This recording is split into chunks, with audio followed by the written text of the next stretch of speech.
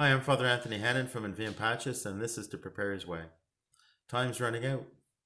Time's running out for leaders, political, religious, or otherwise, who would want any semblance of credibility in the days ahead. Time's running out for them if they want anyone to trust them in the future. And the reason I say this is because the truth is coming out, and the truth is coming out fast.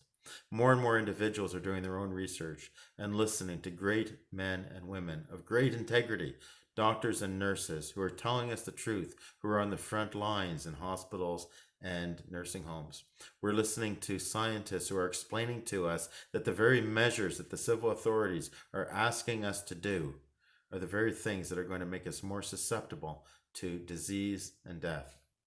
Self-isolation, keeping ourselves indoors, wearing masks all the time in public. These are things that are putting stress and compromise on our immune systems. God has made us wonderfully, and He gave us an immune system. And He has created all the viruses and everything else. And He's made us so that we could live and thrive on this earth. And when Jesus walked the earth, He said that He came to set the captives free, not to enslave. So which side are you going to be on? Are you going to be on the side of those who are hell-bent at controlling others, at fear-mongering? You're going to be on the side of totalitarian regimes, police states, the trampling on human rights and freedoms? Or are you going to be on the side of love, which conquers fear? You're going to be a champion of human rights and freedoms? Which side are you going to be on? More and more people are coming to the truth. Oh, there will probably be many who will continue to listen to the narrative of the mainstream media or of the sanctioned government press conferences. But many are seeing through it all. Which side are you going to be on? The side of truth or the side of lies? I did a video not too long ago called 3 Ways Out of Prison. This video is about 3 stages to freedom. And I'll relate this, as I have in many other videos, to freedom from codependency. I realize not everyone understands that or gets it or agrees with it, but that's okay. Stick with me the next few minutes, and I hope you understand.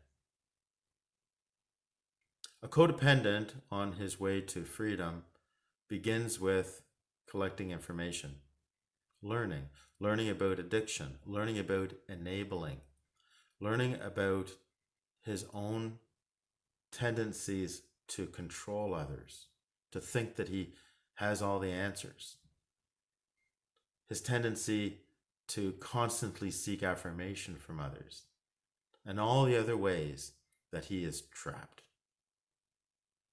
Learning about these things in itself is liberating. It's kind of like that prisoner in Plato's allegory of the cave who finds himself unfettered and finds his way outside and sees the light and sees reality for what it is. He then feels kind of a moral obligation to go back and try to tell others who are trapped and who do not see reality for what it is. I think from the codependent side of things, he's also trying to tell others everything he's learning because he's still seeking that affirmation from others.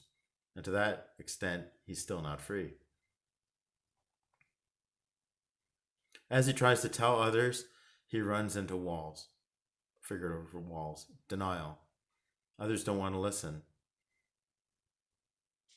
Some even think he's crazy. But he is building up a support network of others who are finding their way out of the cave and are seeing reality for what it is.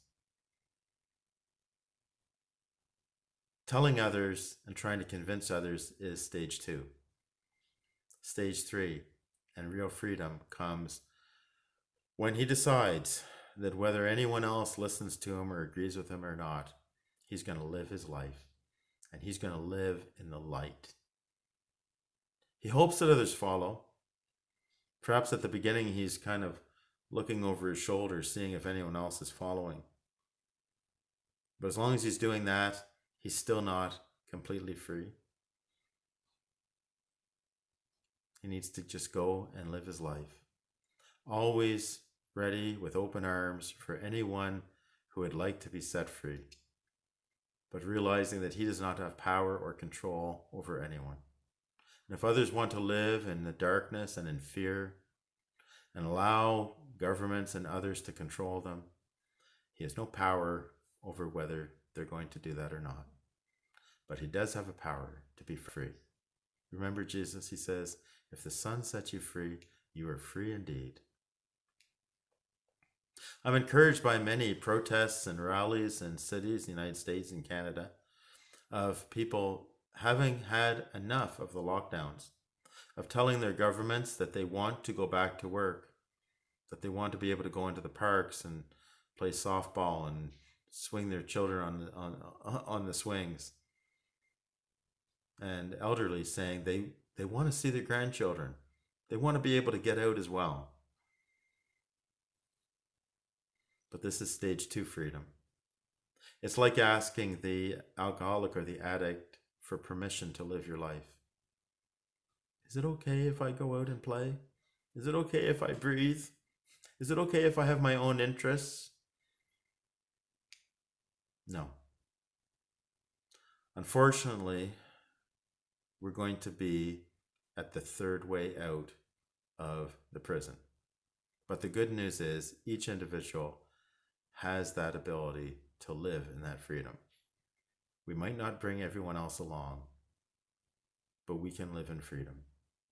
We might have to go underground a little bit. There might be an underground church. There might be underground economies, bartering with others for food. We might not have all of the luxuries that we had become accustomed to. We might not be able to go into the grocery stores or work in the fields that we have been working in. That is, if you're going to be like me and avoid at all costs any tracking from the government or the forcing of wearing face masks and gloves everywhere. Yeah, it might be underground, but we'll be free and we'll be living in the truth. Let others live under the control regimes. That's not for me. In no bloody way am I taking a vaccine from the BNMG Foundation or anything or anyone that they're affiliated with.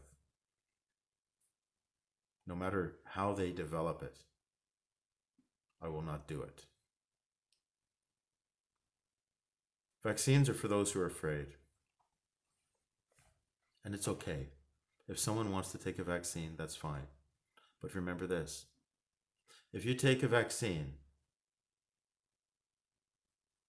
then that means that you're safe from the disease, does it not?